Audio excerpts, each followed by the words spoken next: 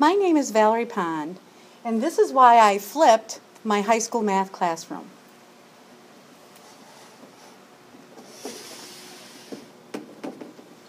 I flipped my classroom for 4 basic reasons. One is efficiency. I need to create class time for application, for students to work together and to practice the material. After school, I have so many students that come in and need help.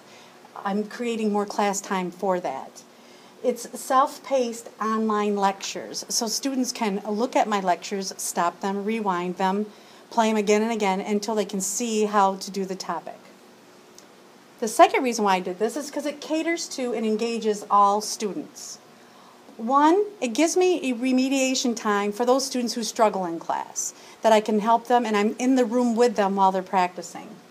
It also allows me for enrichment for the students that say, I have this now, what can I do next? They have time to enrich and look deeper into the topic and learn it better. It also is a good educational use of technology, and students are using technology all the time. This one will be using it for education. The third reason why I did this was for student success. This allows time for students to collaborate and get some excitement for math, because when they go on to college or they leave me, they are going to have to learn that they have to collaborate and work independently by themselves and interdependently with other students to be successful. This will help them with those skills.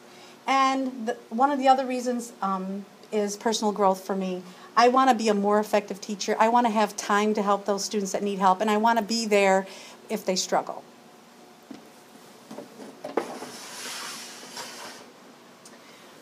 So that you understand this better, I've kind of put a typical class here, and this is my agenda. And usually what students will come in, and we have block scheduling, so I have about 80 minutes for the students every other day. I typically always put a warm-up there on older material or material that they need more practice on. Then I would ask if there's any quick questions on the homework. Did they had questions on that, and go over this. Sometimes this took longer than I thought, but I would go over the assignment. Then the third thing would be the new math concept. I would talk about, okay, what's our new lesson going to be on this, and to teach that to them. Then if there was time, we would start applying it and practicing the new concept. The assignment that the students took away, so this was all during class, the assignment the student took away was always based on whatever the application of the new math concept was.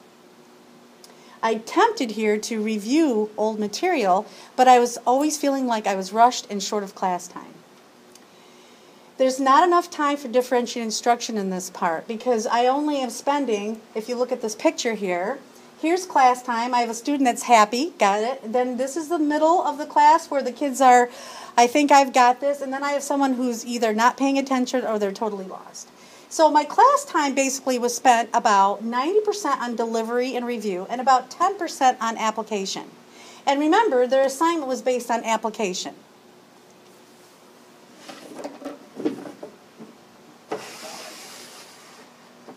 How the flipped classroom model looks is the students will enter class already viewing the lesson. So I'm going to put the lesson on the web. I will have it here in class. It'll be available during the school day that they can watch the lesson, and that would be their assignment outside of class. So they're going to enter class already seeing the lesson. So I'm going to spend 10% on delivery and review, asking was there any questions on the lesson, and doing a basic thing. But I will not redo the lesson. They need to come in class already knowing it. That frees up 90% of my class time doing application. So now, this is me, I have my groups of 4, and I can be the facilitator in the classroom, going and helping those, grouping students together that need help or putting them together so they can help each other. The learning pyramid states that the highest form of learning is teaching, and they help each other learn this, right? So they apply and practice a new concept 90% of the time. I am considered the facilitator. Now, that doesn't mean there's going to be a video every single night, but they might still have, after this class time, more practice on application, or they might have a video for another new concept that I will start the next time.